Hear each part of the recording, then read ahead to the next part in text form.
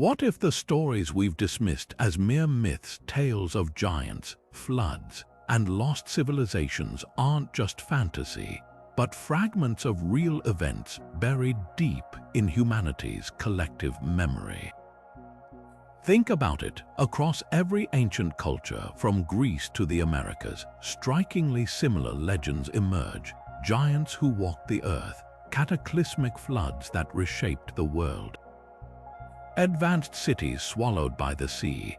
These aren't just coincidences, they could be echoes of truth so old they've been worn down by time, retold and reshaped until only the bones of the story remain.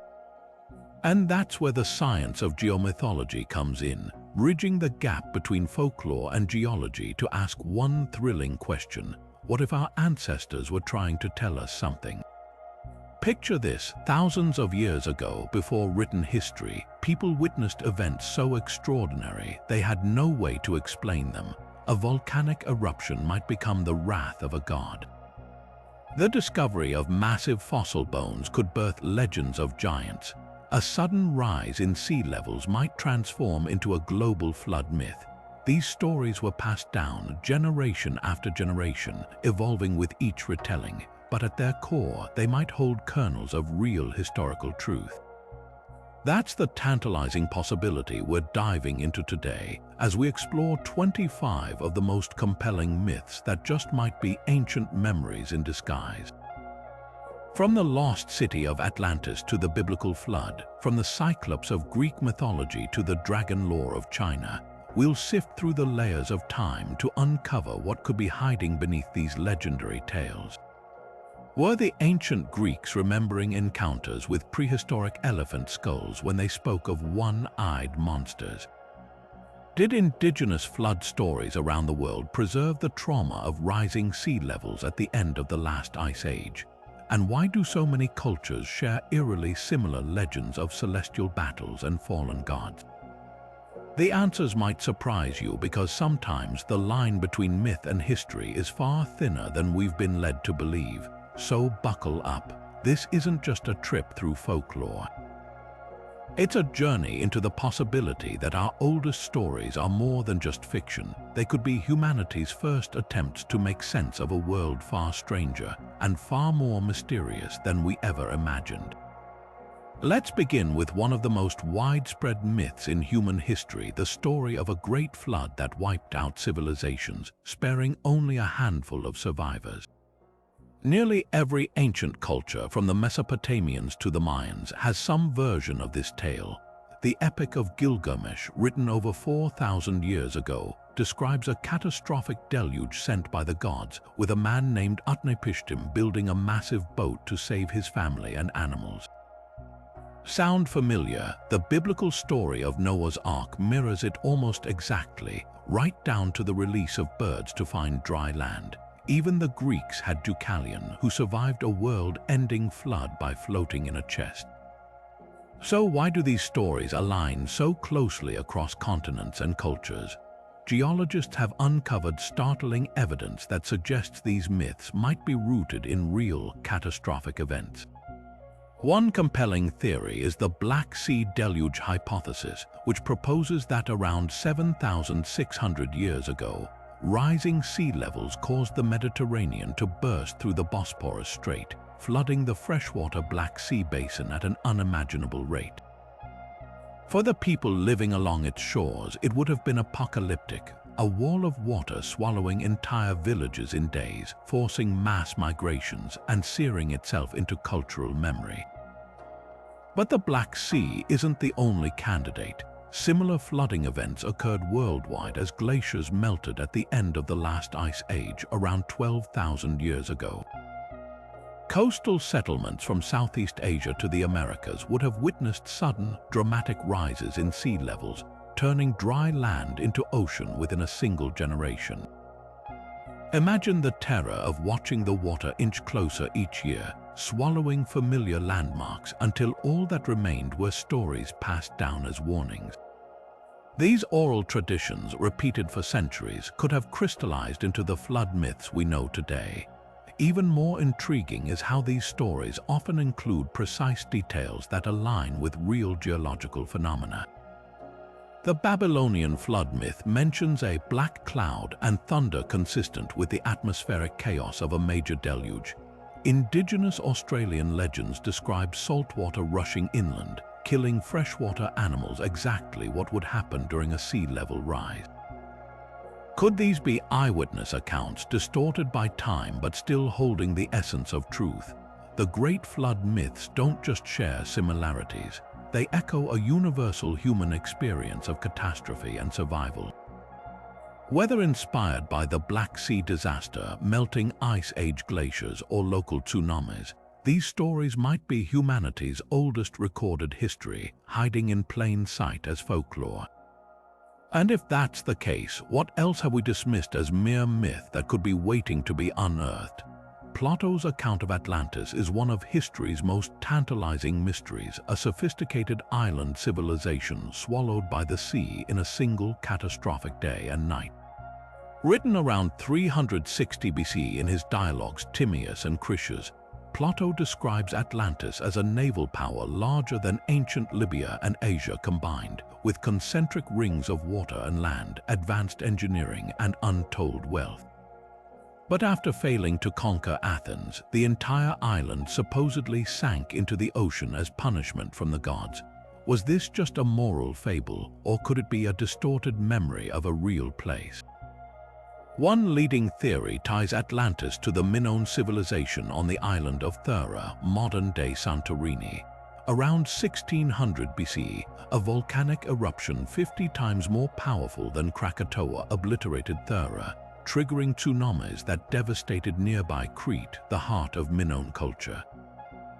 Archaeologists have found evidence of massive destruction, entire settlements buried under volcanic ash, with frescoes and pottery frozen in time. The parallels are striking: a thriving maritime society, sudden annihilation by natural disaster, and even the Minoans' bull-centric rituals echoing Plato's description of Atlantis's bull sacrifices. Could the story of Atlantis be a garbled retelling of the Minoan collapse, passed down through centuries? But Thera isn't the only candidate. Off the coast of Spain, researchers have identified a marshy region near the Strait of Gibraltar, exactly where Plato placed Atlantis, that may have been submerged by rising sea levels around 11,600 years ago. Satellite imagery reveals strange circular formations underwater, reminiscent of Plato's rings. Meanwhile, in the Bahamas, the so-called Bimini Road, a line of massive limestone blocks, has fueled speculation about sunken ruins, though most geologists argue it's a natural formation. The debate gets even more fascinating when we consider global flood myths. The Aztecs spoke of Aztlan, a paradisiacal homeland lost to water. The Dogon people of Mali tell of an ancestral island that sank beneath the waves. Are these all independent inventions, or could they point to a shared, ancient trauma? Modern technology has only deepened the mystery.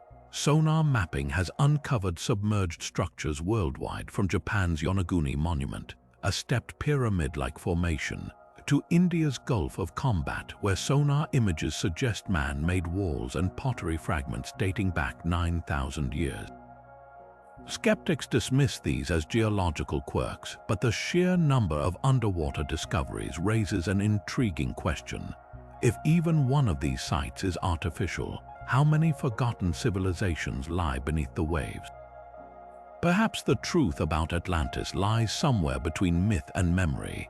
Plato may have embellished the story, but as with flood legends, the core could reflect real catastrophes that reshaped human history. Whether it was Thera, a lost city off Spain, or another forgotten culture, the idea of a great civilization vanishing into the sea continues to captivate us, not just as fantasy, but as a haunting reminder of how fragile our own world might be. And if Atlantis was real, what does that mean for other so-called myths? Could the golden cities of El Dorado or the labyrinth of the Minotaur also hold hidden truths?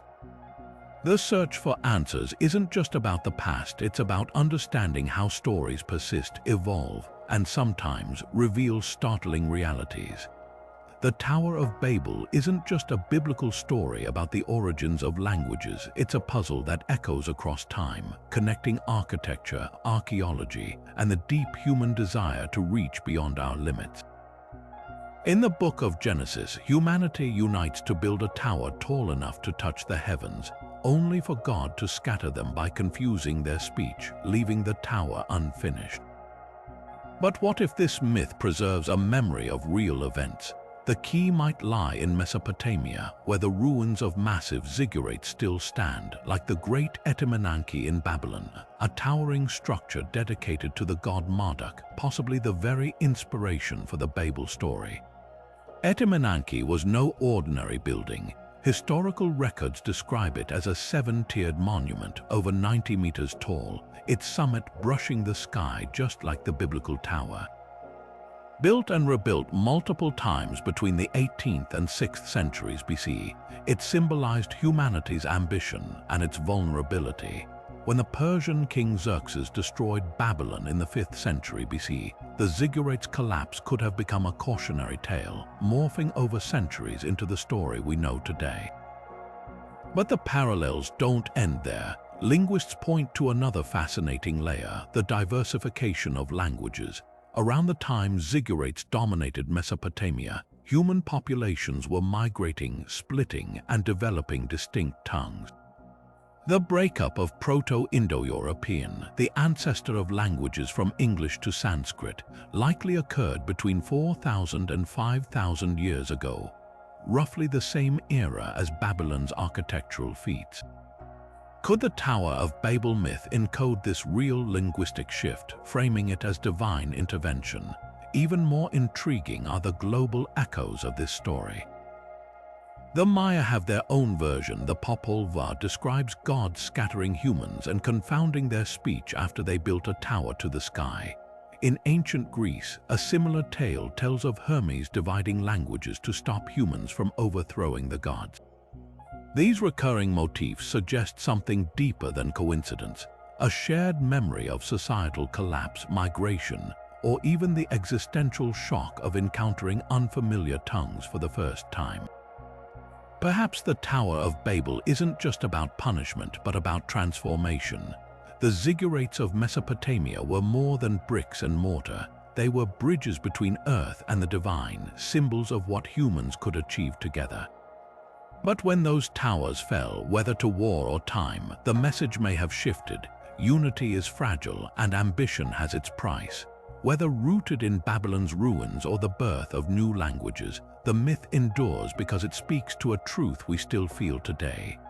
The awe and isolation of a world where not everyone speaks the same words, yet somehow we keep reaching for the sky.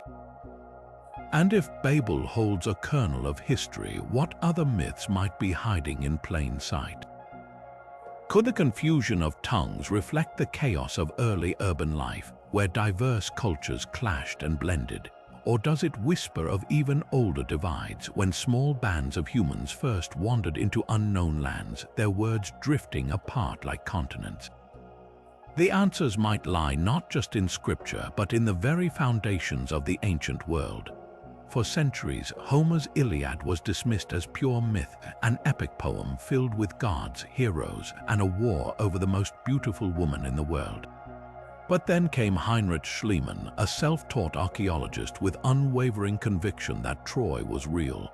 In the late 19th century, he set his sights on Hisarlik, a mound in modern-day Turkey, and began digging.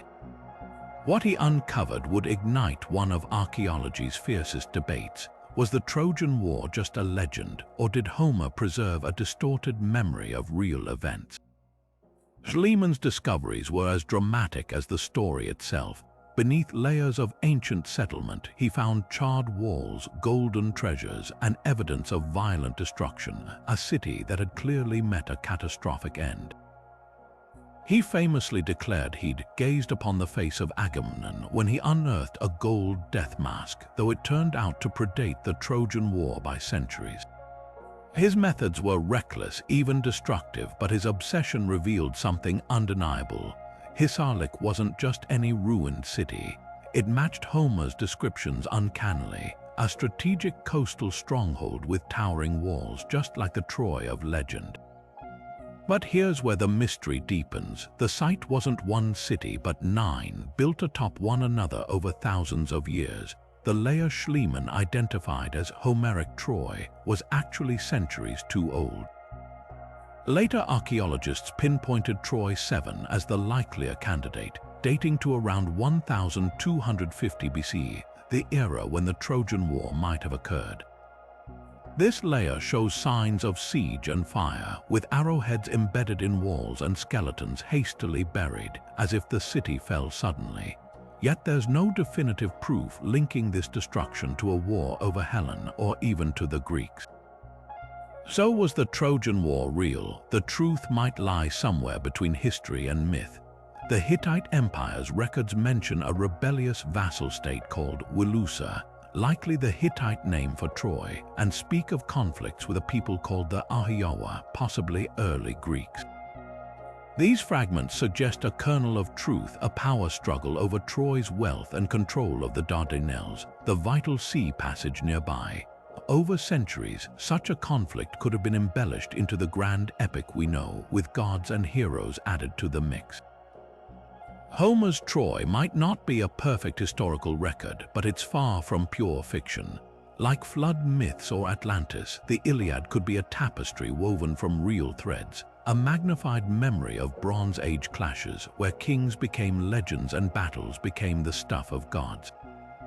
And if that's the case, what other so-called myths might be waiting, half buried in the earth, for someone stubborn enough to dig?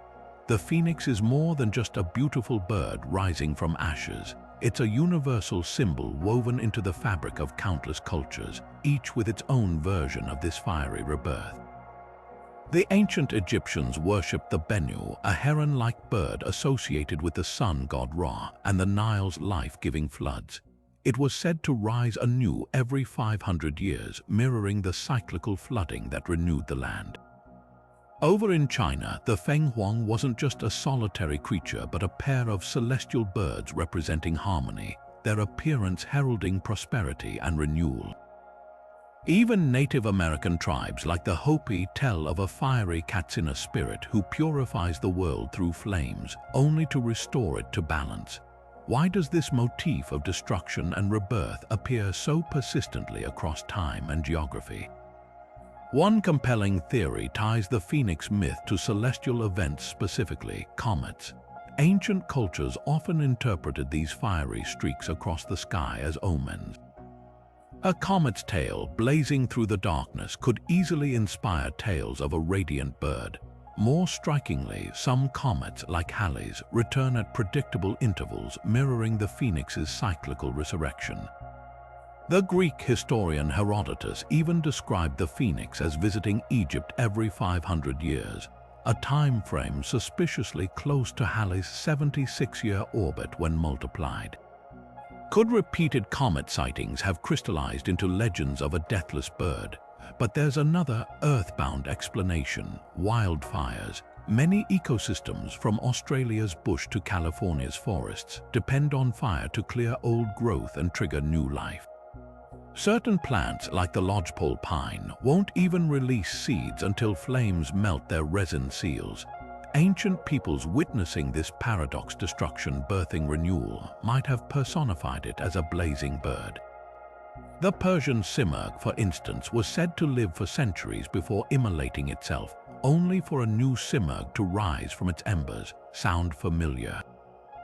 The phoenix's symbolism also aligns with humanity's deepest anxieties and hopes. After plagues, wars, or volcanic winters, the idea of rising from ruin isn't just poetic, it's survival. When the Roman Empire crumbled, the phoenix appeared on coins as a promise of revival. During the Black Death, artists painted it alongside saints as a beacon of hope.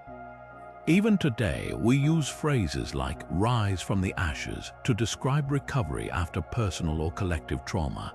Perhaps the phoenix endures because it's not just a myth, but a metaphor etched into our bones.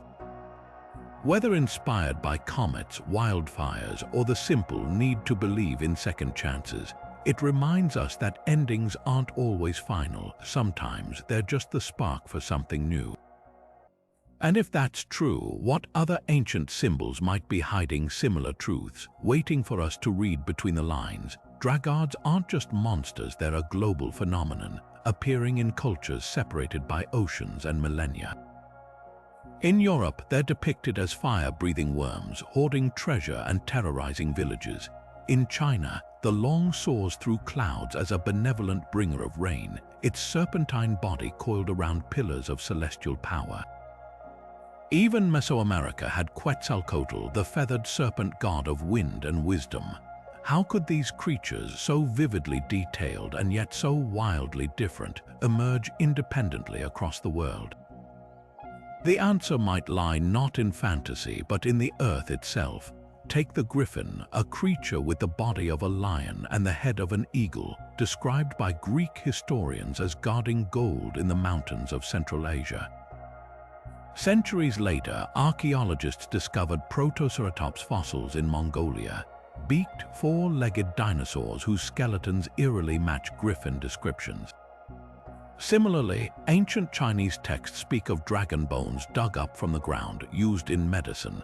Today, we know these were likely dinosaur fossils, their massive ribs and elongated skulls inspiring legends. When you imagine a farmer unearthing a towering, tooth-filled jawbone centuries ago, it's no wonder they spun tales of beasts, but fossils aren't the only explanation. Some researchers argue dragons symbolize humanity's oldest fears: snakes, predators, and the untamed forces of nature.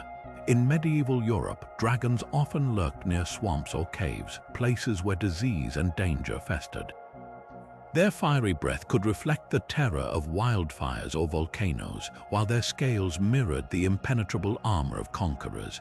Meanwhile, in Asia, dragons were linked to water, their undulating bodies resembling rivers or monsoons. Here, they weren't foes but forces of balance, their moods dictating droughts or floods. The contrast between Eastern and Western dragons reveals deeper cultural truths. Europe's dragons were villains to be slain, embodying chaos and evil. Think of St. George or Beowulf. This aligns with a worldview that saw nature as something to conquer. But in China, dragons symbolized harmony between heaven and earth, reflecting a philosophy of coexistence. Even their anatomy diverged. European dragons had bat-like wings and thick limbs, while Chinese long lacked wings entirely, moving with a serpent's grace. Could these myths also encode encounters with real, now extinct creatures? Some speculate that dragon tales preserve folk memories of giant reptiles like Megalania, a massive monitor lizard that roamed Australia until 50,000 years ago.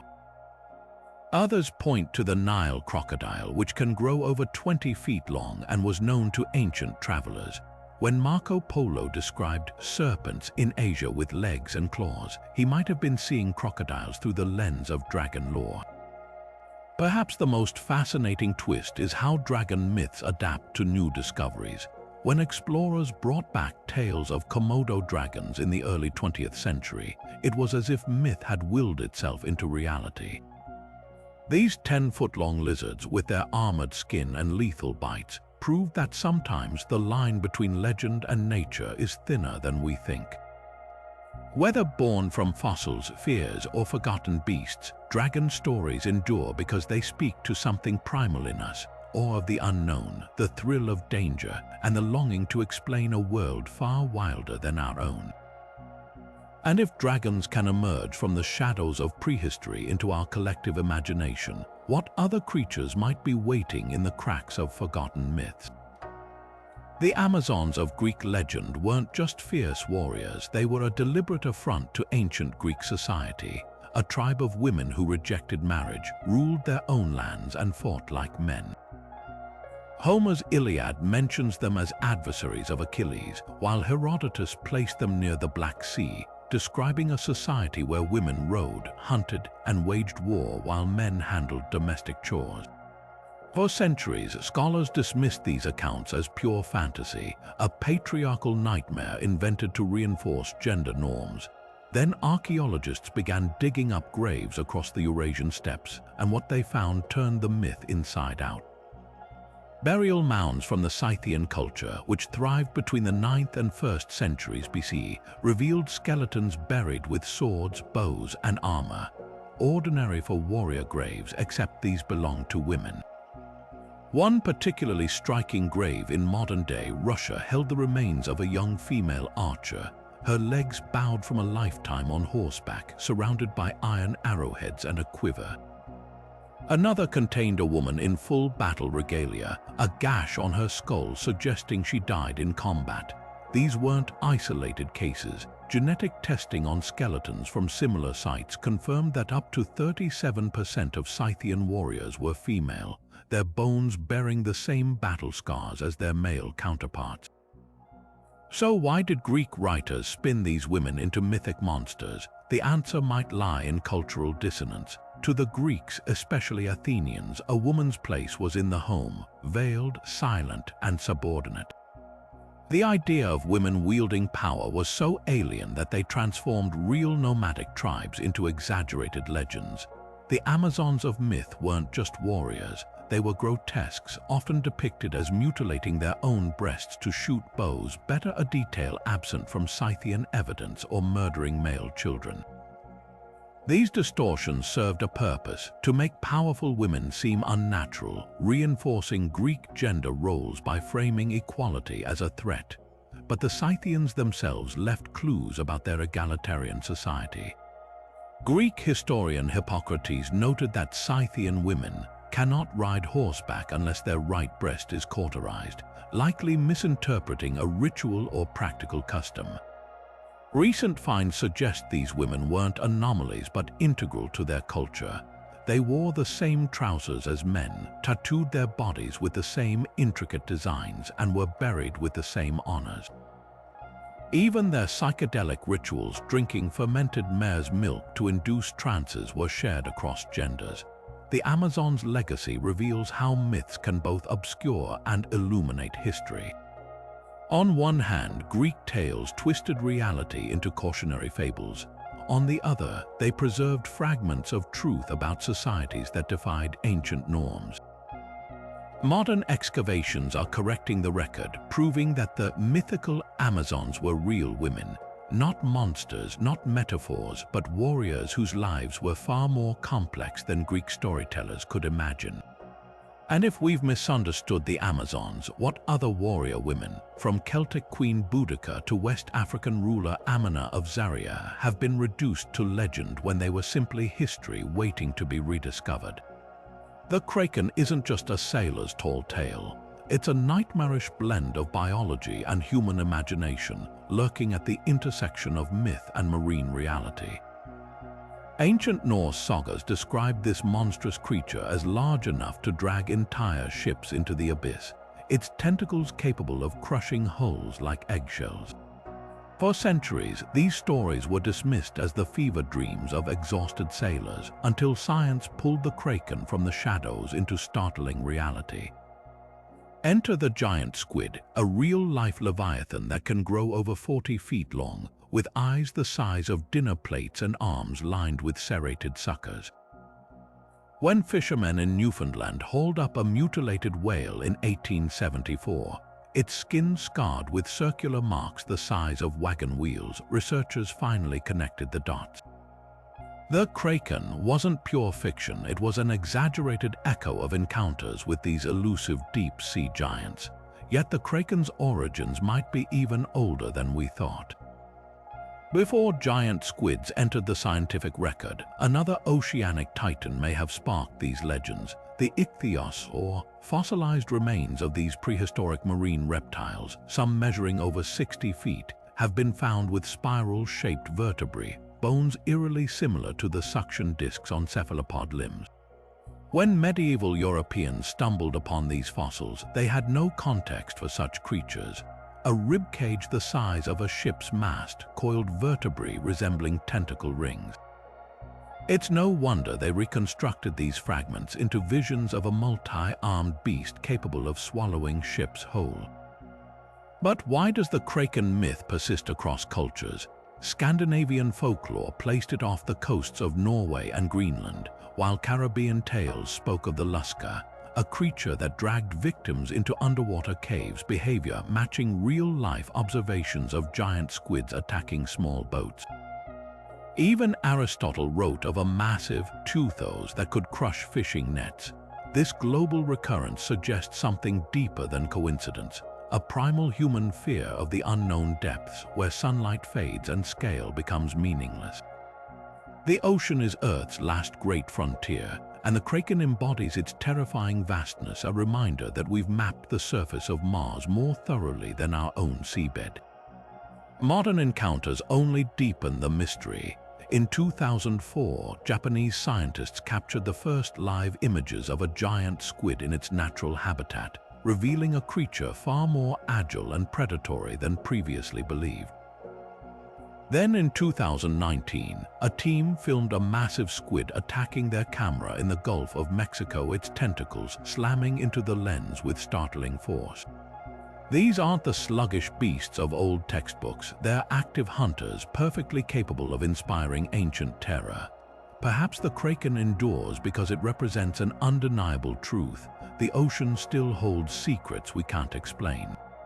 From the 60-foot colossal squid with rotating hooks on its tentacles to the recently discovered supergiant octopus species, reality keeps inching closer to myth. And every time we think we've unmasked the kraken, the deep throws us another enigma, like the bizarre pyrosome, a glowing 50-foot-long tube of jelly that resembles a ghostly sea serpent.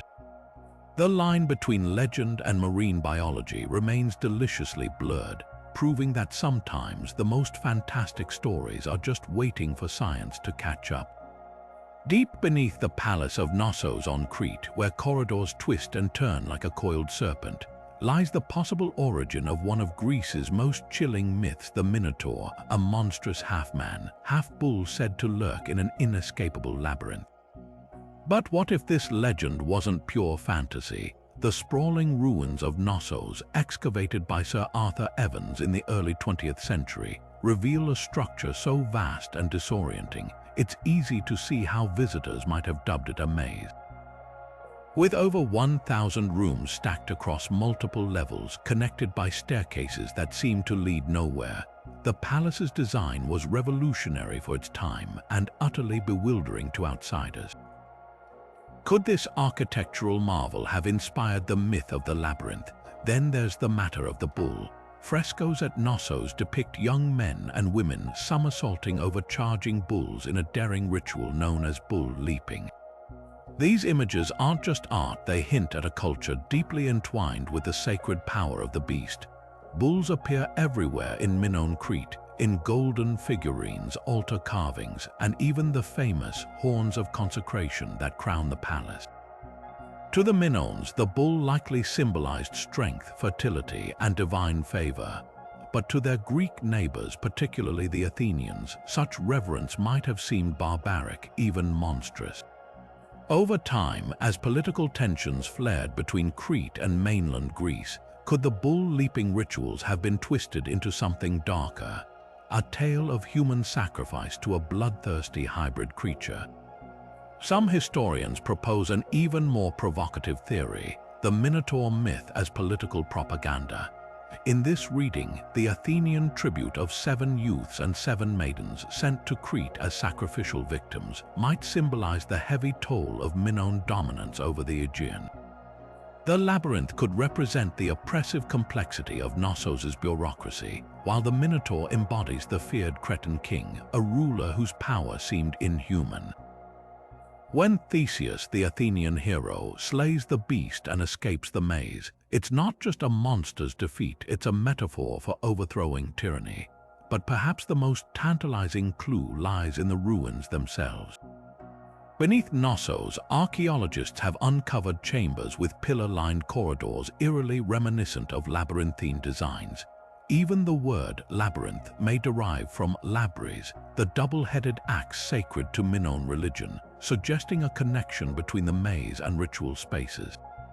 Could initiation rites or sacred games like bull leaping have taken place in these underground passages, their true purpose forgotten or deliberately vilified by later storytellers.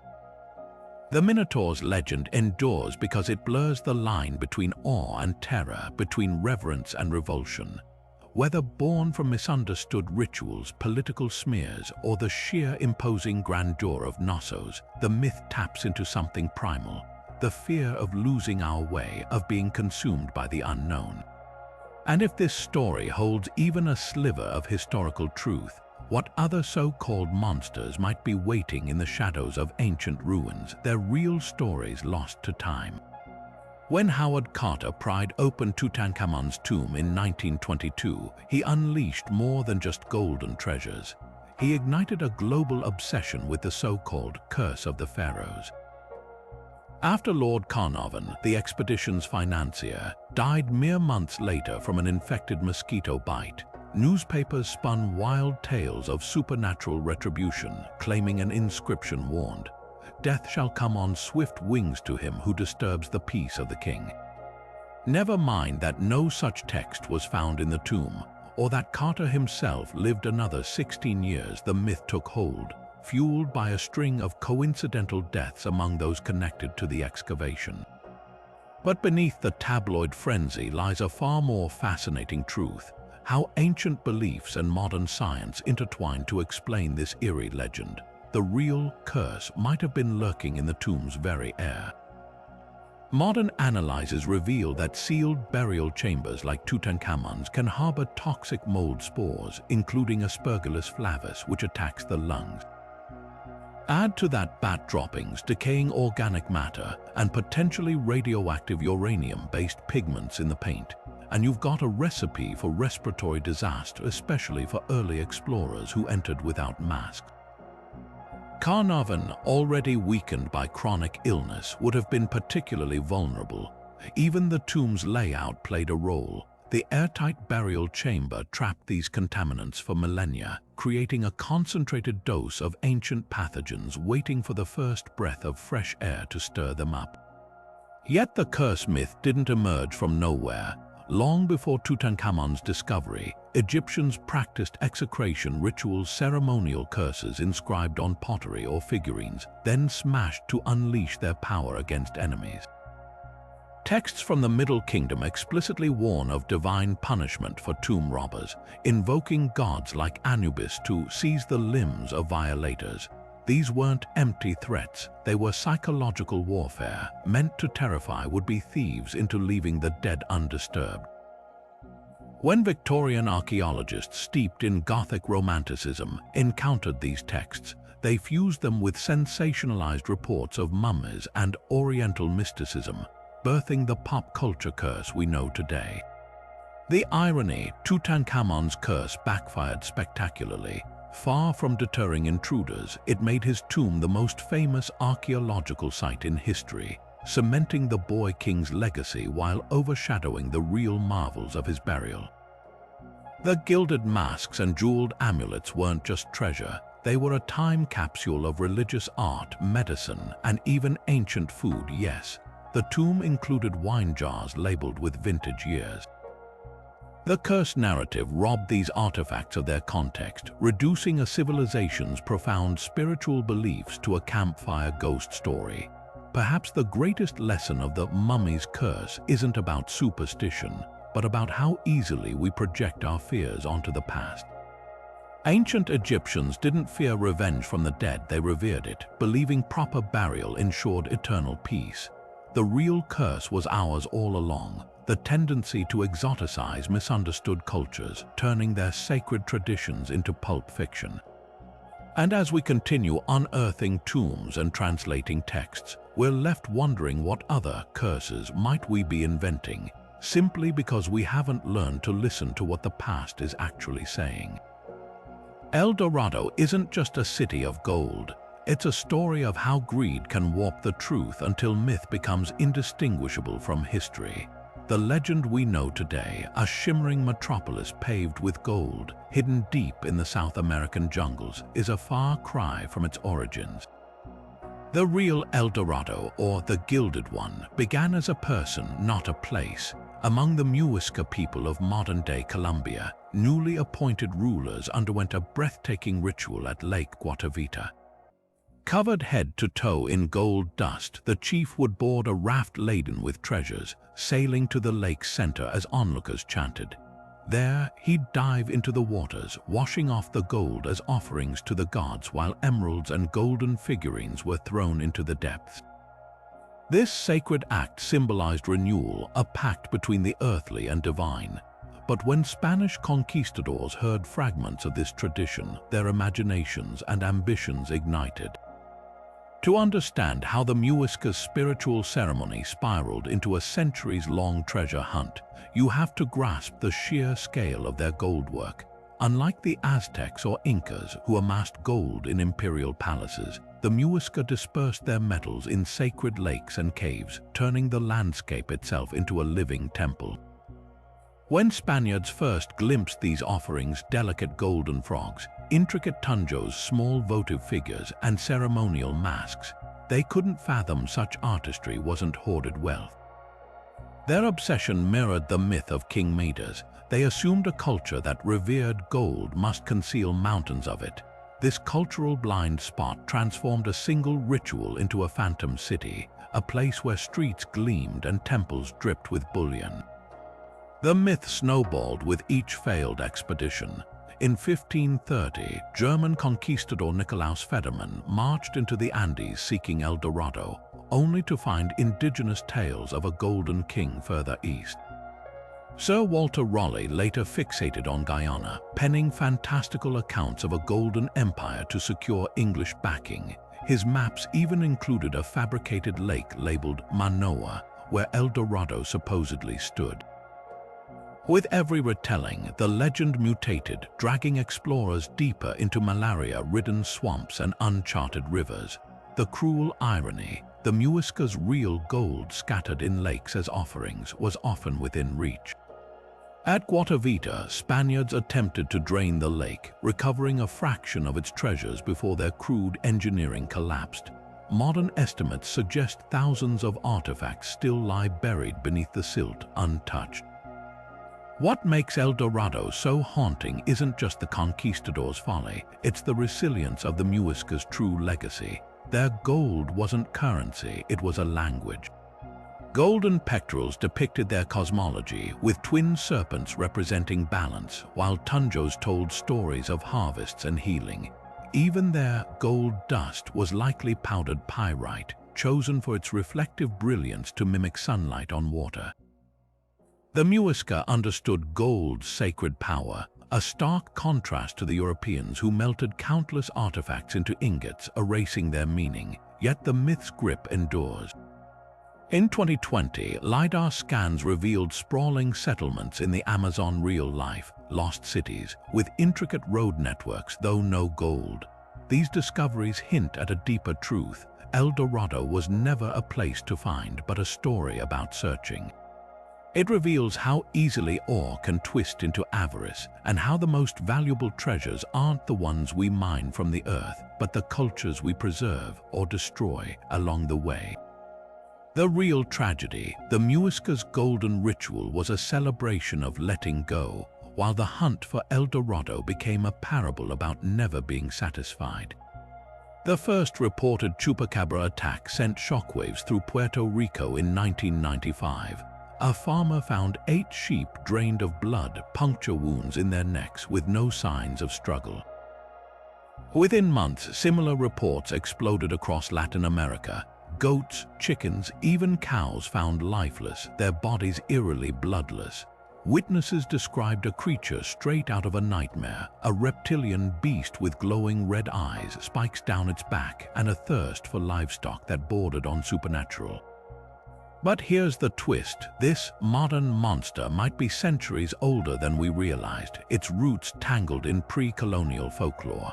Long before the term chupacabra was coined, indigenous cultures told of blood-drinking entities. The Aztecs feared the Cihuatateo, spirits of women who died in childbirth, said to descend at night to steal the vitality of the living. In the Andes, the Peshtoco was a vampiric figure preying on travelers. Even Puerto Rico's own Taino people spoke of the Muaca, a shadowy predator that fed on animals. These tales share an uncanny resemblance to today's chupacabra reports, suggesting the legend didn't emerge from nowhere. It evolved, adapting to new fears. So why did the chupacabra explode into pop culture in the 1990s? One theory points to real animals caught in the crossfire of mass hysteria. In Mexico, hairless Zoloid squintly dogs, their gaunt frames and pronounced spines heightened by mange, were photographed as proof of the creature. Similarly, coyotes suffering from severe parasitic infections, their fur patchy, their skin stretched tight over bones, could easily be mistaken for something otherworldly when glimpsed in the dark. Even known predators like feral dogs or owls, which sometimes target livestock, might have their kills misinterpreted as blood-draining when found in states of rigor mortis where blood pools away from puncture wounds. The media frenzy fueled the phenomenon. Sensationalized TV specials and tabloid headlines turned local superstitions into a global legend, with sightings suddenly cropping up in places like rural Texas and Russia. Yet forensic analysis of supposed chupacabra victims often revealed mundane causes: predator bites, disease, or even post-mortem insect activity. In one notable case, a Texas rancher's chupacabra carcass was DNA tested, proving it was just a coyote with severe mange. But dismissing the chupacabra as mere misidentification misses a deeper truth. Like the dragons and krakens of old, it embodies very real human anxieties about invasive species, disease outbreaks, or environmental collapse.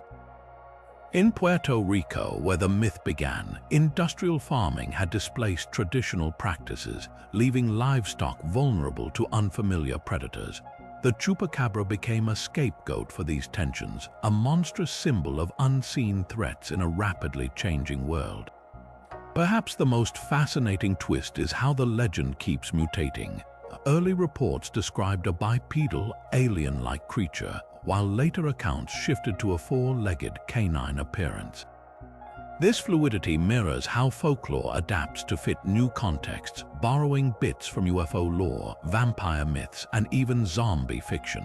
The chupacabra isn't just a cryptid, it's a cultural mirror, reflecting whatever we fear most at a given moment.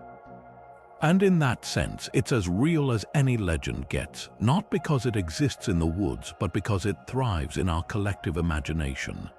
High in the snow-capped peaks of the Himalayas, Sherpas whisper of the Yeti, a towering, shaggy beast that walks like a man but vanishes like a ghost.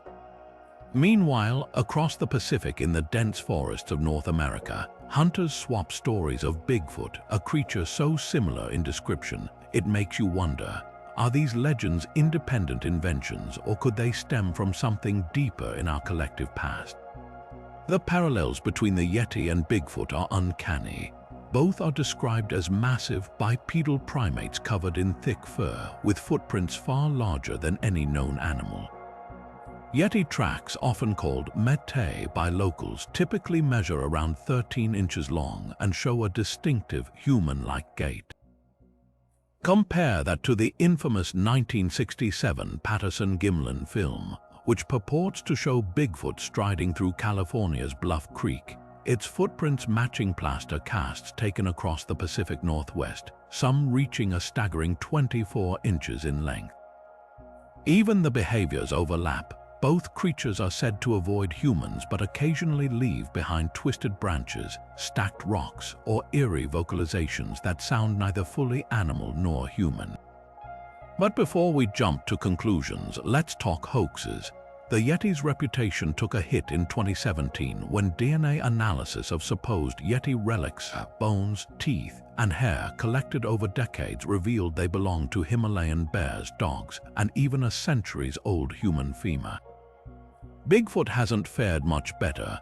The iconic Patterson-Gimlin film, despite surviving decades of scrutiny, still lacks definitive proof, and countless Bigfoot fur samples turn out to be bison, elk, or synthetic fibers. Even the notorious Jacko hoax of 1884, A newspaper story about a half-man, half-beast captured in British Columbia was later exposed as sensationalized fiction. Yet dismissing these legends entirely might be premature. Enter Gigantopithecus, a real-life ape that stood nearly 10 feet tall and weighed over 1,000 pounds, roaming the forests of Asia until roughly 100,000 years ago. Fossil evidence is scant, but its massive jawbones and teeth suggest a creature that could fit the Yeti's description. Could fragmented memories of Gigantopithecus have survived in oral traditions, morphing into the Yeti myth? As for Bigfoot, some researchers propose a distant cousin of Gigantopithecus might have crossed the Bering Land Bridge into North America, though no fossils confirm this. The cultural contexts add another layer. In Nepal, the Yeti isn't just a monster, it's woven into Buddhist and Sherpa spirituality, sometimes seen as a protector of sacred spaces. Contrast that with Bigfoot, who in modern American lore is either a shy forest dweller or, in some indigenous traditions, a spiritual trickster. The Tlingit people of the Pacific Northwest tell of the Kushtaka, a shape-shifting otter man that shares eerie similarities with Sasquatch encounters. What's fascinating is how these myths adapt to their environments. The Yeti's white or brown fur blends with Himalayan rocks and snow, while Bigfoot's darker coat mirrors the shadowy undergrowth of North American forests.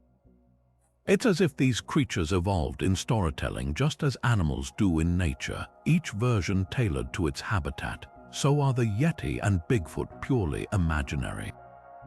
Maybe, but consider this. In 1938, fishermen hauled up a coelacanth, a fish thought extinct for 66 million years, off the coast of South Africa. If the deep sea can hide such secrets, who's to say the planet's last untouched forests and mountains aren't sheltering something equally astonishing? Until we've explored every valley and cavern, these legends will keep lurking at the edges of our maps and our imaginations. And if Gigantopithecus was real, what other prehistoric giants might have left their mark not just in fossils, but in the stories we still tell around campfires today? The line between myth and memory has never felt thinner.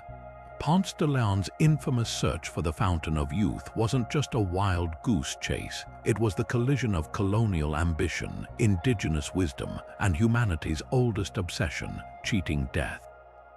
The Spanish conquistador supposedly sailed to Bimini in 1513 after hearing tales from the Taino people about a magical spring that restored vitality to the aged. But here's the twist. Historians debate whether de Leon ever actually sought the fountain. The myth might have been spun later to ridicule his failed colonization attempts. Yet the legend endures because it taps into something universal, a thread connecting ancient Babylonian epics, Chinese alchemy, and even modern science's quest to reverse aging. Long before de Leon, the Greek historian Herodotus wrote of a mystical Ethiopian fountain whose waters granted unnaturally long life. Alexander the Great's legends claimed he found a river of paradise that healed wounds and reversed time. In Japan, the Shinto god Izanagi rinsed his left eye in a sacred spring, birthing the sun goddess Amaterasu, linking water not just to longevity, but to creation itself. These stories aren't just fantasy, they often sprang from real places with unusual properties. Take Japan's hydrogen-rich waters in places like Nordenau or Tlacote, where natural mineral reactions produce springs rumored to alleviate chronic diseases. Or the Lourdes Grotto in France, where millions pilgrimage for waters some swear have healing powers. Science offers intriguing parallels. Hydrogen-rich water has been studied for antioxidant effects, potentially reducing inflammation linked to aging. Certain volcanic springs, like those in Iceland's Blue Lagoon, contain silica and algae that improve skin elasticity, maybe not immortality, but tangible rejuvenation. Even the mythical ambrosia of Greek gods resembles modern research into rapamycin, a compound from Easter Island soil that extends lifespan in lab mice. The Fountain of Youth's legacy isn't just about water. It's about our refusal to accept limits. Silicon Valley billionaires now invest millions in young blood transfusions and telomere-lengthening tech, proving DeLonge's dream never died. Whether in 16th century maps labeling Florida as the land of eternal youth or today's cryogenic freezers, the quest reveals more about human nature than nature itself. We'll always chase the next Bimini, whether it's a spring, a pill, or a gene-editing tool, because the real fountain wasn't a place, it was the audacity to imagine we could outrun time. The Bermuda Triangle has swallowed ships, planes, and even entire crews at least. That's what the tabloids would have you believe. Stretching between Miami, Bermuda, and Puerto Rico, this patch of ocean became infamous in the 20th century for supposedly vanishing vessels without a trace. But here's the reality. The Bermuda Triangle isn't any deadlier than other heavily trafficked stretches of water. The U.S. Coast Guard's own data shows no higher incidence of disappearances here than in comparable regions like the North Sea or the Pacific near Japan. So how did this myth take hold? The answer lies in a perfect storm of sensational journalism, human error, and natural phenomena that science has since unraveled.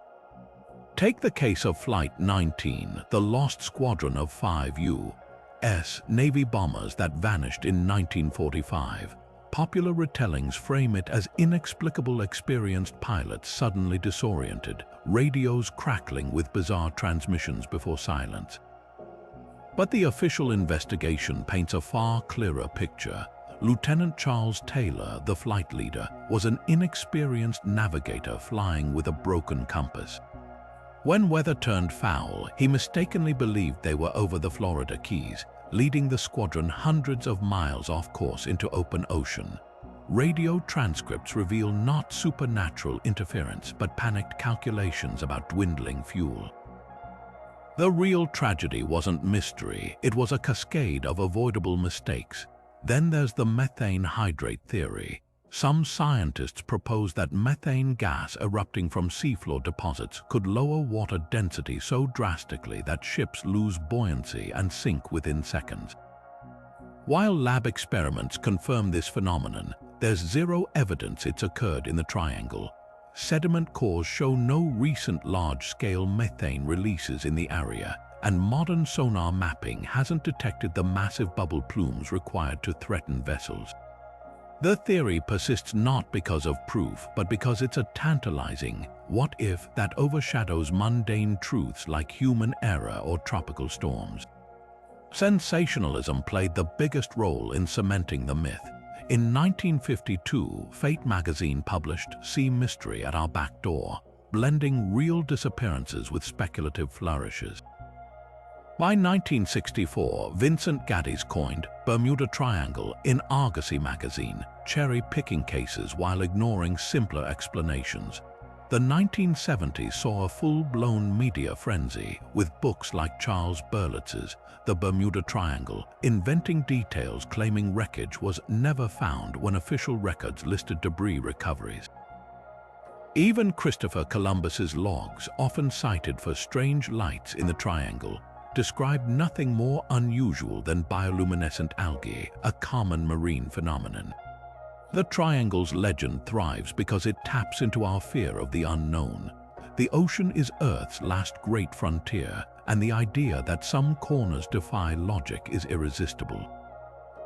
But science offers clearer answers. The Gulf Stream's powerful currents can swiftly scatter debris, masking wreck locations. The region's frequent tropical storms generate rogue waves capable of capsizing even large ships. And let's not forget the mundane culprit behind many mysterious vanishings: human beings, prone to misjudging weather, neglecting maintenance, or underestimating the sea's ruthlessness. Perhaps the most telling detail, Lloyd's of London, the world's leading maritime insurer, doesn't charge higher premiums for triangle voyages. Their actuarial data, built on centuries of ship losses, confirms it's statistically unremarkable. The real mystery isn't why ships disappear. It's why we're so determined to replace tragic but explainable events with myths of interdimensional portals or alien abductions. The Bermuda Triangle endures not as a geographic anomaly, but as a mirror reflecting our endless appetite for stories that defy the ordinary, even when the truth is far more compelling. The legend of the Wandering Jew is one of history's most haunting and misunderstood myths, a tale that blends theology, prejudice, and the human fascination with immortality. According to medieval Christian folklore, the Wandering Jew was a man who taunted Jesus on the way to the crucifixion and was cursed to walk the earth until Judgment Day, never finding rest. But this story isn't just a supernatural punishment tale. It echoes far older archetypes of eternal outcasts, from Cain doomed to wander after killing Abel to the Flying Dutchman condemned to sail the seas forever. What makes the Wandering Jew myth especially chilling isn't just its longevity, but how it became twisted into a tool of anti-Semitism, transforming from a moral warning into a vehicle for persecution. The earliest written version appears in 13th century chronicles, where a bishop claims to have met an immortal Jew named Cartaphilus in Armenia, who confessed to striking Christ and receiving his curse. By the Renaissance, the story had spread across Europe, with variations naming the wanderer Ahasuerus or Batadius. These retellings weren't just religious cautionary tales, they reflected societal anxieties. During the Black Death, the Wandering Jew was blamed for bringing plague. During economic crises, he symbolized rootless outsiders threatening stability. The myth's flexibility made it dangerously adaptable, morphing to fit whatever fears a community projected onto Jewish populations. Yet the Wandering Jew also resonates with universal themes beyond bigotry. Like the Flying Dutchman, a sea captain cursed for defying God's storms, or the Norse figure of the Wild Hunt's eternal riders, the story taps into a primal fear of being unmoored from time itself. There's something deeply human about imagining a figure who witnesses centuries pass, forever an outsider. Goethe wrote a poignant poem from the Wandering Jew's perspective, portraying him as a tragic observer of history's cycles, while Percy Shelley reimagined him as a symbol of revolutionary endurance. Even Jewish writers reclaim the trope. In modern fiction, he appears as a Holocaust survivor or a witness to diaspora resilience. The myth's darkest legacy, however, lies in how it was weaponized. By the 19th century, anti-Semitic pamphlets depicted the Wandering Jew as a hook-nosed caricature, reinforcing harmful stereotypes of Jews as eternal wanderers conspiring against Christian society. This imagery fed directly into Nazi propaganda, where the eternal Jew became a hateful motif. Yet the irony is striking: the original medieval tale was likely never about Jews at all.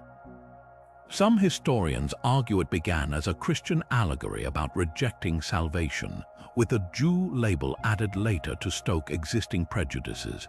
What endures is the Wandering Jew's duality, a figure of both condemnation and empathy, a mirror for society's fears and flaws.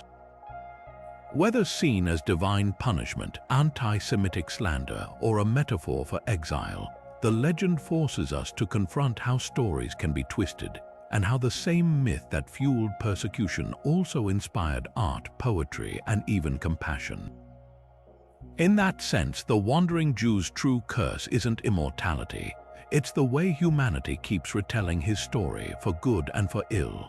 On stormy nights across medieval Europe, peasants whispered of a horror thundering across the sky, not thunder, but the baying of spectral hounds and the pounding of ghostly hooves.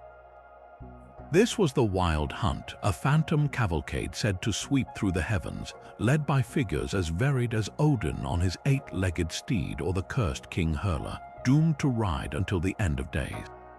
Witnesses described an eerie procession of fallen warriors, lost souls, and demonic beasts, their passage heralding famine, war, or death. But beneath the supernatural terror lies a tantalizing question. Could this pervasive myth have roots in real celestial phenomena or the trauma of ancient battles?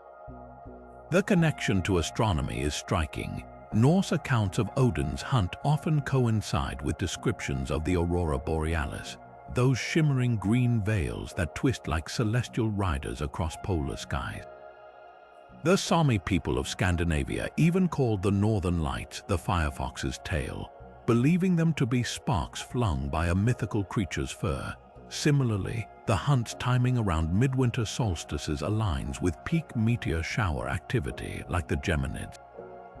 Imagine ancient farmers gazing upward as fireballs streaked through the night. It's no wonder they envisioned divine huntsmen loosing arrows of light. Even the hunt's association with storms finds plausibility in ball lightning or St.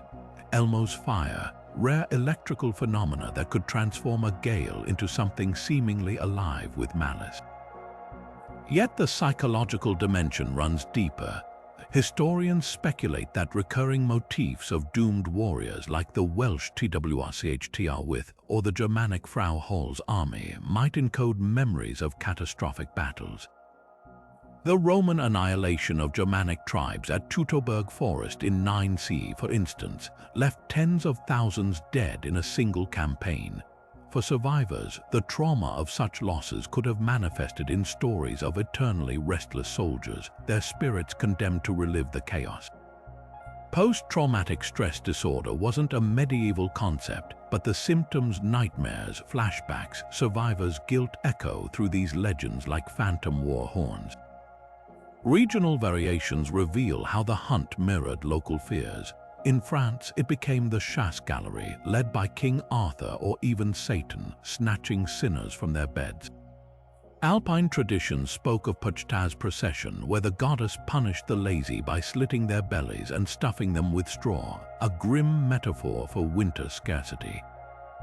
Meanwhile, British versions like Hurler's Host warned against accepting gifts from spectral riders.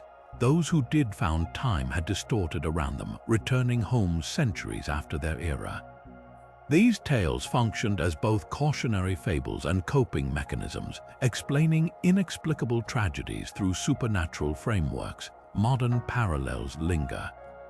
During World War I, British soldiers reported phantom archers materializing in the fog of battle echoes of long-dead Agincourt bowmen. In World War II, pilots spoke of Foo Fighters, unexplained lights-tailing aircraft, not unlike the hunt's airborne pursuit. The human mind, faced with extreme stress or the sublime violence of nature, seems wired to conjure patterns from chaos to populate the unknown with familiar horrors.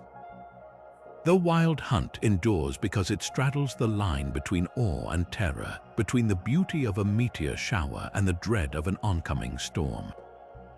Whether born from earthly trauma or celestial spectacle, it reminds us that myths aren't just stories, they're the language we use to decipher a world far stranger than our ancestors could have imagined. And in that shared awe across centuries and cultures, we find something profoundly human. The need to name the unnameable, to give shape to the shadows that race across the night sky. Giant myths stretch across nearly every ancient culture, whispering of towering beings who once walked the earth. The Bible speaks of the Nephilim, mysterious sons of God, who bred with human women, producing a race of giants. Greek legends tell of the Cyclopes, one-eyed monsters who forged Zeus's thunderbolts. Even the Cherokee described the Tzul'kalu, enormous hairy beings who roamed the Appalachian Mountains.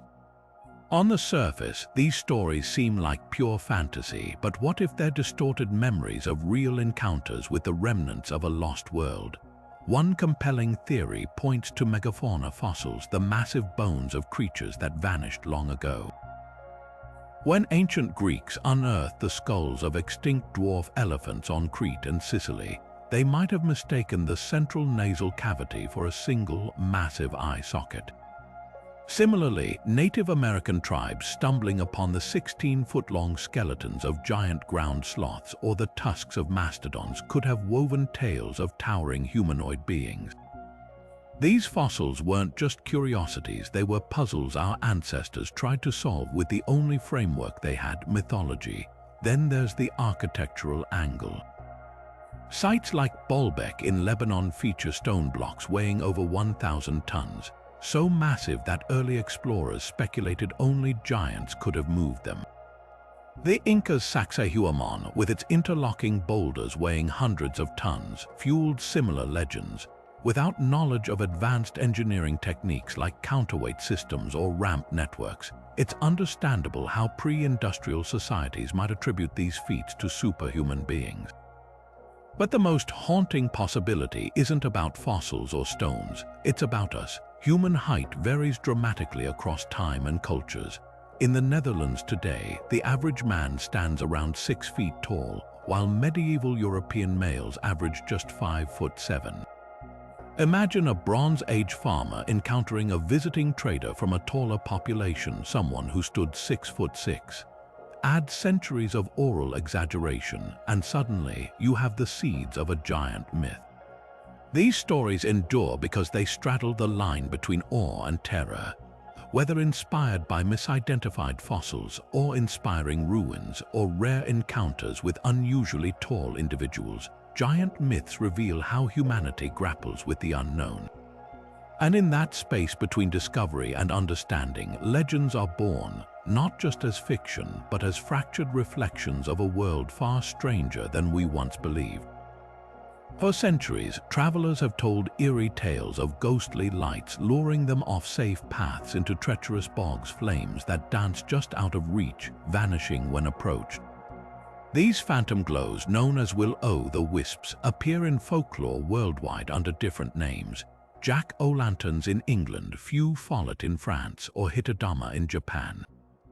But what if these spectral lights aren't supernatural at all, but nature's own eerie magic at work? The most plausible explanation lies in swamp gas, specifically methane produced by decomposing organic matter in wetlands. When this gas interacts with atmospheric phosphine, a compound formed by anaerobic bacteria, it can ignite spontaneously, creating fleeting blue or green flames. These flames often hover just above the ground, swaying with the wind, which could explain why they seem to lead observers deeper into marshes. Add in the disorienting fog of a bog at night, and it's easy to see how a traveler might mistake these natural flares for something far more sinister. But methane isn't the only culprit. In some cases, bioluminescent organisms like fungi or fireflies could amplify the illusion. The honey fungus, found in woodlands across Europe and North America, emits an eerie glow known as foxfire, a soft greenish light that clings to rotting bark. Meanwhile, certain species of glowworms, like those in New Zealand's Waitomo caves, create entire constellations of living light. For someone lost in the wilderness, these biological lanterns might blend seamlessly with the flicker of swamp gas, weaving a tapestry of uncanny radiance. Modern equivalents of will-o'-the-wisps continue to baffle and enchant. Take the Marfa lights of Texas, mysterious orbs that appear near Route 67, darting and splitting in the desert night. Scientists attribute them to atmospheric refraction or car headlights reflecting off distant hills, yet locals spin tales of ghostly stagecoaches and lost pioneers. Similarly, the Hestdalen lights in Norway have been documented for decades, with their pulsating formations defying easy explanation. Some researchers suggest these could be plasma phenomena caused by ionized particles in the valley's unique geology, while others speculate about piezoelectric effects from stressed minerals in the bedrock. What makes these stories endure isn't just the mystery, it's the way they blur the line between the known and the unknowable. A methane flare or a firefly swarm might be explainable in isolation, but when witnessed in the right place at the right time, through the lens of human fear and imagination, they become something transcendent. The will-o'-the-wisp isn't just a scientific curiosity. It's a reminder that even in our age of satellites and sensors, the natural world still holds pockets of wonder that feel, against all reason, like magic. And perhaps that's the real lesson of these ghost lights, not that we've outgrown them, but that we still need them, these fleeting sparks of the inexplicable, to keep the night a little less ordinary. Northwest of Ireland, on ancient maps from the 1400s to the 1700s, a phantom island named High Brassel appears, a circular landmass split by a river, sometimes drawn twice as large as Ireland itself. Sailors swore it materialized through the mist every 7 years, only to vanish when approached. But what makes this myth endure isn't just the mystery, it's how perfectly it embodies the collision between early cartography's limits and the human hunger for discovery. Hy Brasil wasn't alone.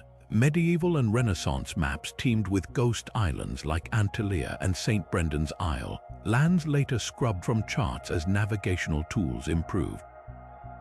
Yet Hy Brasil stands apart because of the eerie consistency in descriptions. Emerald Hills, a bustling harbor, and residents rumored to possess advanced knowledge or even immortality.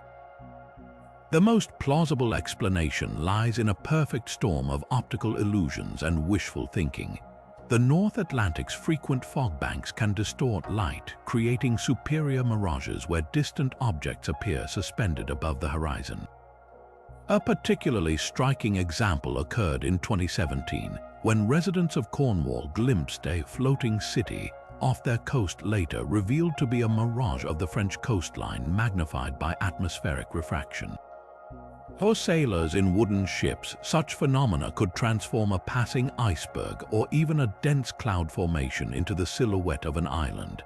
Add to this the fact that early depth measurements were crude, and it's easy to see how a shallow sandbar briefly exposed at low tide might be charted as solid land, only to disappear when tides or storms reclaimed it.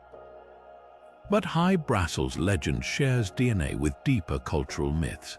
Celtic lore speaks of Tyr na and Og, an otherworldly island of eternal youth, while Welsh legends describe Cantre Gwaelod, a sunken kingdom off Cardigan Bay.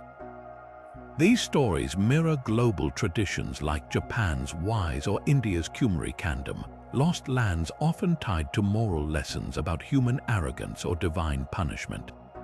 Notably, many phantom islands appear near continental shelves where post-glacial sea level rise did drown real settlements. Doggerland, a vast prehistoric plain connecting Britain to Europe, vanished beneath rising waters around 6,500 years ago. Could fragments of these traumatic memories have merged with navigational errors to birth legends like Hy Brasil? Comparisons to Lyonesse, the Arthurian kingdom said to lie sunken between Cornwall and the Isles of Scilly, reveal how geology fuels folklore. While Lyonesse likely never existed as a single kingdom, the Isles of Scilly were once a single landmass. Rising seas between 1500 BC and 500 AD fragmented the area, leaving behind treacherous shallows and tales of drowned church bells heard during storms. This real submersion, paired with the region's history of shipwrecks, created fertile ground for myth. Unlike Hy Brasil's elusive mirages, Lyonesse's story may encode ancestral memories of coastal erosion, a reminder that some phantom lands aren't purely imaginary, but exaggerated echoes of environmental upheaval. Modern explorations add a tantalizing layer. In 1985, a team scanning the Porcupine Bank, a submerged plateau west of Ireland, identified unusual sonar readings resembling rectangular structures. Though likely natural formations, the discovery reignited speculation about Hy Brasil. Similarly, Baltic Sea divers in 2011 found a 60-meter-long rock formation resembling a sunken settlement, later dubbed the Baltic Sea Anomaly. These finds, however questionable, underscore a timeless truth. The ocean's floor remains one of Earth's last uncharted territories. Every strange sonar blip or oddly shaped rock keeps the door ajar for possibility, ensuring myths like Hy Brasil never fully fade. What's most revealing isn't whether Hy Brasil existed, but why we keep searching. Phantom islands are more than cartographic errors, they're metaphors for the human condition. Just as mirages taunt thirsty travelers, these legends represent our longing for discovery, our grief over lost lands, and our stubborn hope that beyond the horizon, something extraordinary still waits. And in that sense, Hy Brasil is as real as the maps that birthed it, not as a place, but as a testament to how wonder shapes our understanding of the world. High in the slopes of Mount Parnassus, the Oracle of Delphi sat atop a tripod, breathing in vapors that twisted her words into riddles, or so the ancient Greeks believed.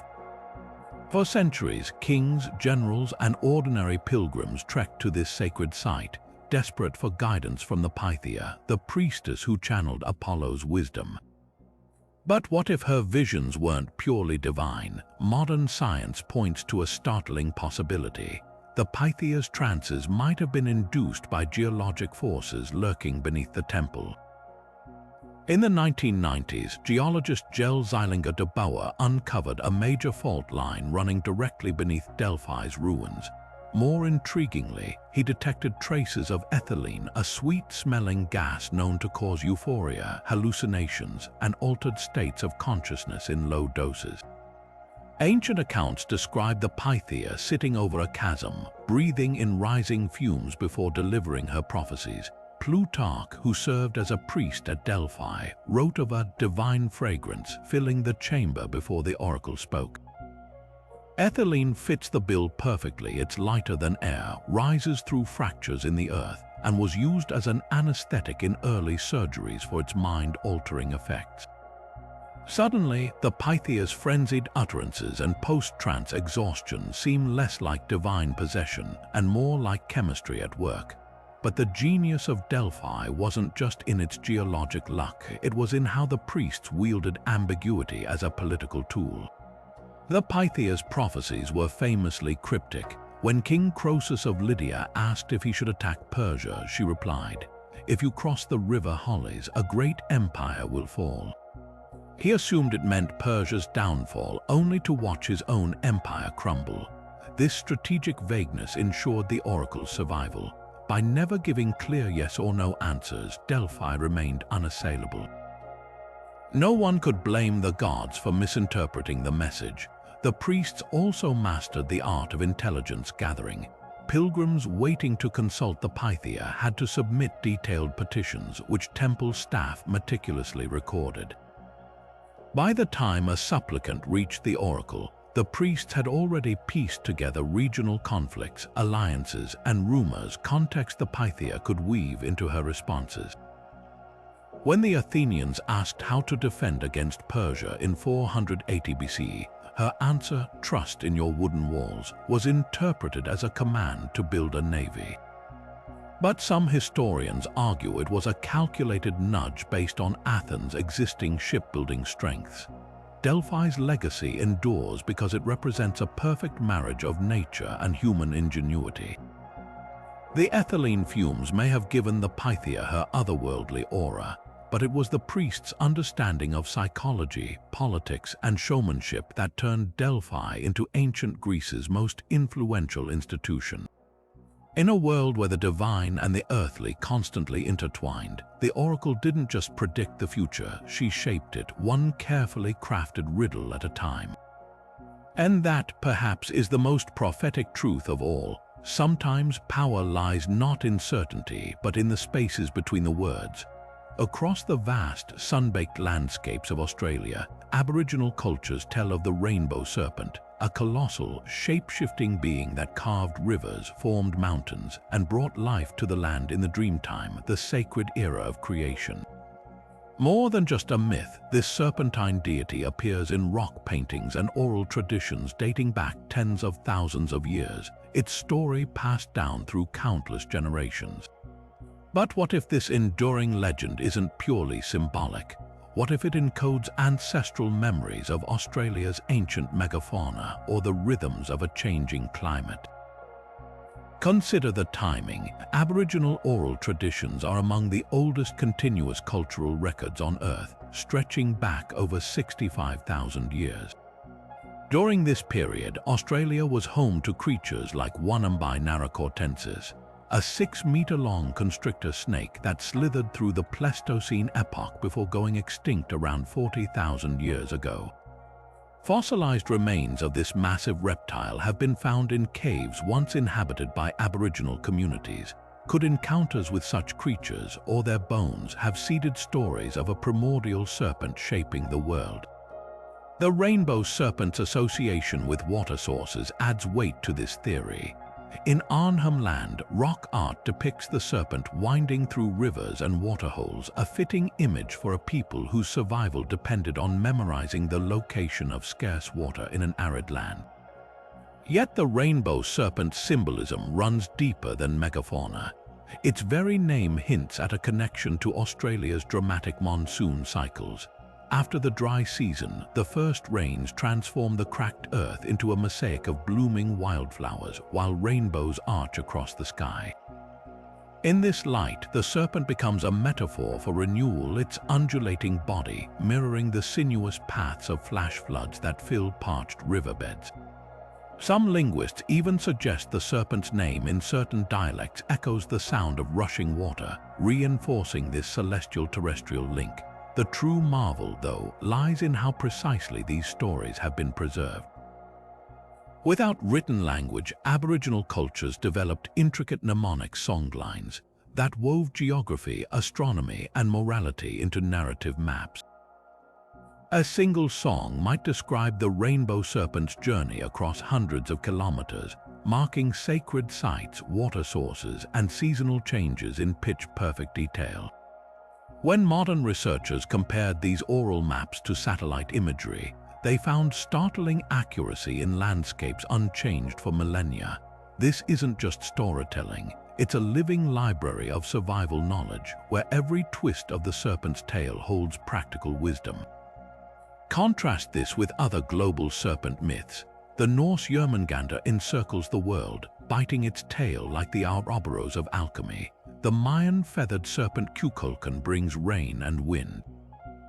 Yet none match the rainbow serpent's tangible ties to land and memory.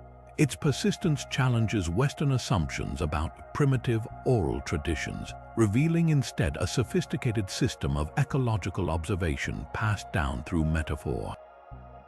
Perhaps the most poignant lesson lies in the serpent's duality: creator and destroyer, life-giver and flood-bringer. In a land where water is both scarce and devastating, the myth doesn't shy from nature's contradictions. It teaches balance, respect, and adaptation lessons etched not in stone, but in the collective memory of the world's oldest surviving culture. And that endurance, more than any fossil or monsoon, is the real miracle, a testament to how myths can carry truths across thousands of generations if we're willing to listen. In the quiet town of Point Pleasant, West Virginia, the autumn of 1966 marked the beginning of something strange, a wave of sightings that would etch the name Mothman into modern folklore. Witnesses described a towering figure over 7 feet tall, with massive wings spanning 10 feet and glowing red eyes that seemed to pierce the darkness. Some claimed it lurked near an abandoned World War II munitions plant, while others swore it pursued cars down lonely backroads, matching their speed effortlessly. The panic reached its peak on December 15, 1967, when the Silver Bridge collapsed during rush hour, killing 46 people.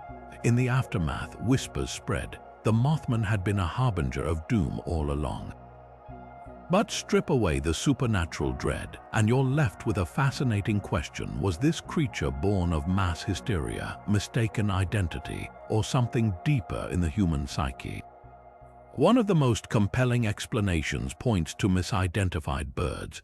The barred owl, common to West Virginia, stands about 2 feet tall with a nearly 6-foot wingspan, smaller than descriptions, but its shadowy silhouette at dusk could easily exaggerate in terrified minds. Then there's the sandhill crane, a leggy bird standing up to 5 feet tall with crimson markings around its eyes that might reflect light eerily at night. Both creatures emit unnerving calls: the owl's guttural hoots, the crane's rattling bugle, that could heighten the sense of something unnatural lurking just beyond sight. Even the Mothman's alleged pursuit of vehicles fits. Birds like cranes sometimes fly low alongside roads, riding thermal currents or following linear clearings through dense forest. Yet the Mothman's legend transcends simple misidentification. It's part of a broader pattern of omen myths, entities that appear before tragedy strikes. Japan's Akigahara forest is haunted by tales of the Yurei, ghostly figures said to lure visitors deeper into the woods before their deaths. In Wales, the spectral hounds of the CW Circumplex and Annon herald imminent demise. The Mothman fits this archetype perfectly, its sightings clustering in the months before the bridge disaster. Psychologists call this apophenia, the tendency to perceive meaningful connections between unrelated events, especially under stress. In a town already on edge from sightings, the bridge's collapse became the tragic climax the Mothman story seemed destined for. What makes the Mothman uniquely modern is its media-fueled evolution.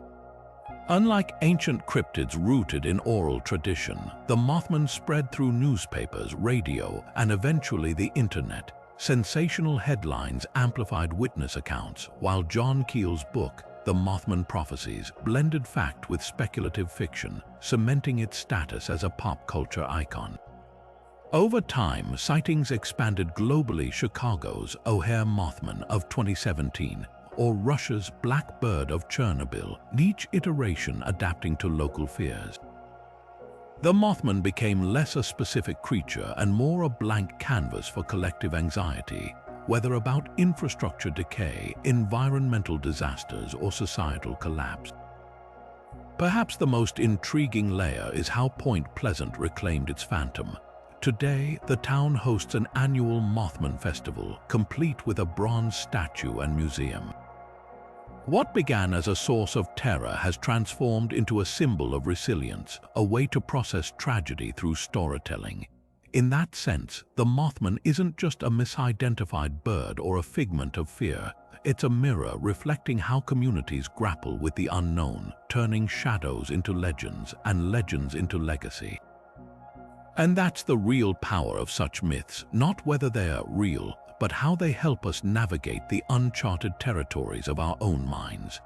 The tale of the Pied Piper begins like so many medieval legends, with a town in peril and a stranger who promises salvation.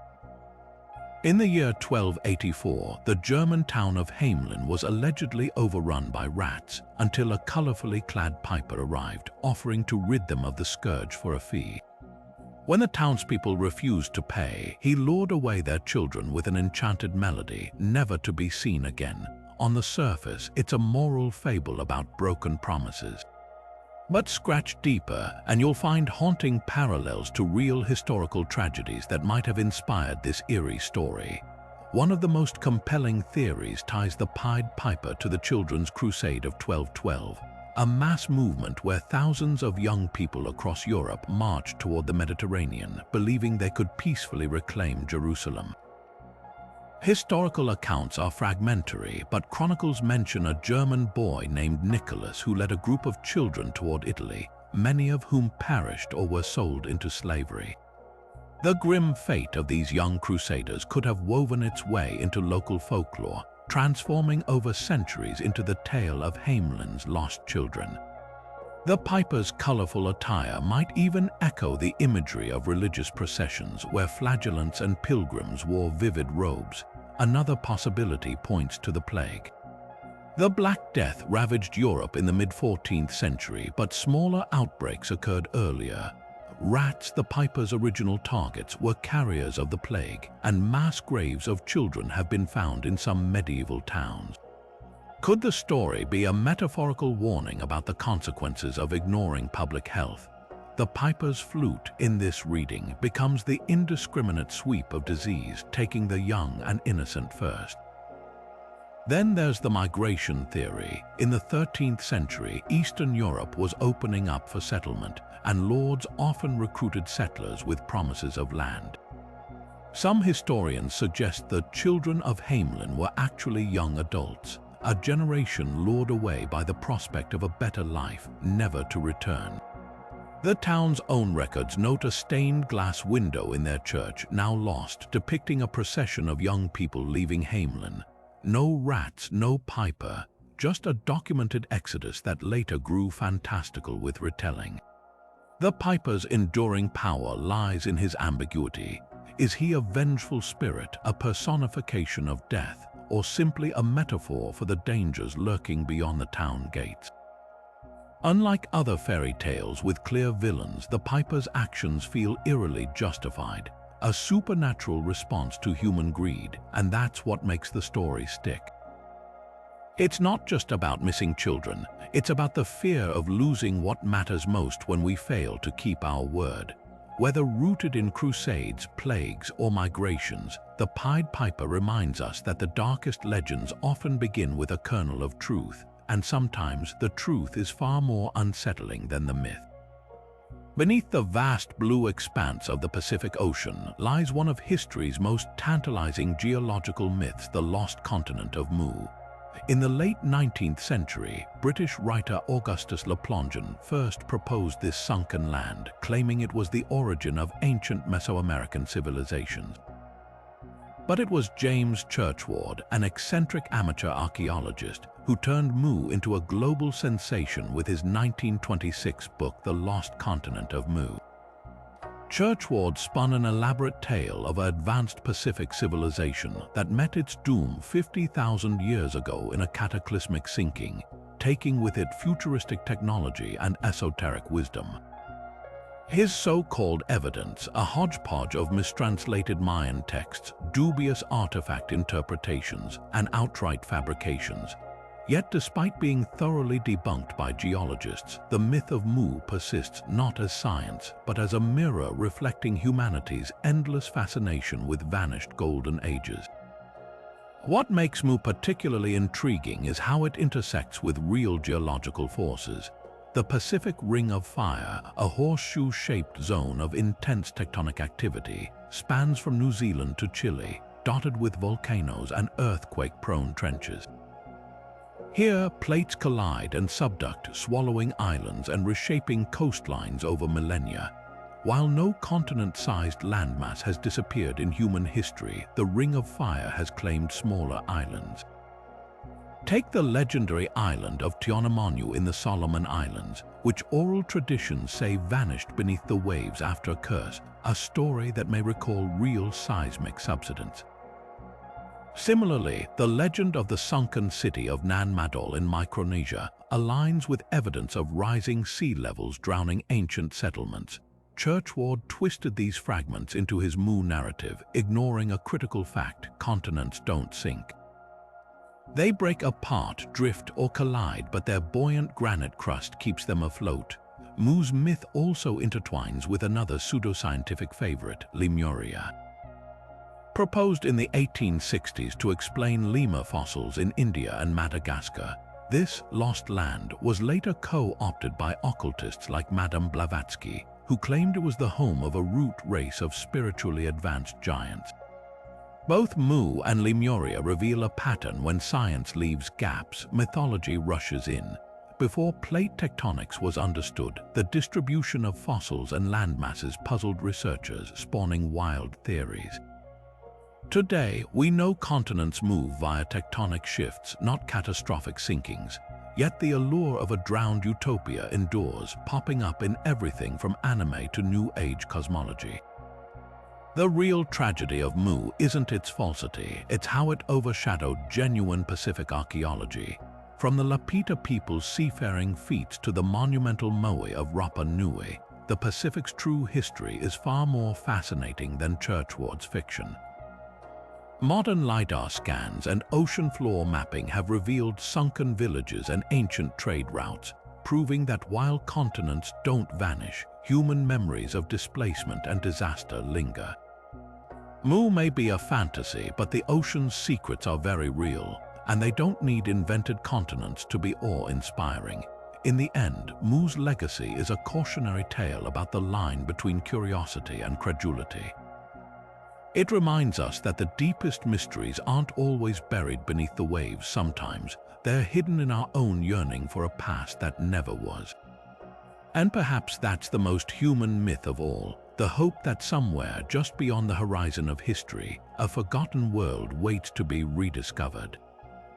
From the towering giants of ancient lore to the eerie flicker of will-o'-the-wisps in forgotten bogs, the myths we've explored aren't just flights of fancy, they're fragments of a deeper story, one where imagination and memory intertwine like threads in an ancient tapestry.